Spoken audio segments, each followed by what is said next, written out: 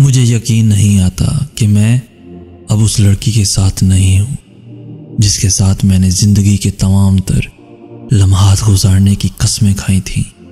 उसने भी खाई थी, लेकिन उन चंद सांसों ने मुझे मजबूर कर दिया कि मैं अपनी ख्वाहिशात को दिल में ही मार लूं, अपने गुजरे हुए लम्हों को याद करके तड़पूं, अपनी मोहब्बत को हर रोज अपने वजूद में दम तोड़ते देखूं।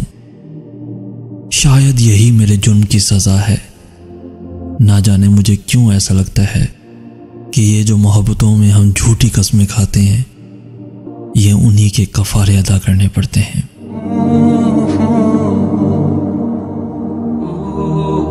कहना तो चाहिए कि लाइक, शेयर और सब्सक्राइब करें, मगर मुझे लगता है कि आप वही करेंगे जो आपका दिल चाहता है।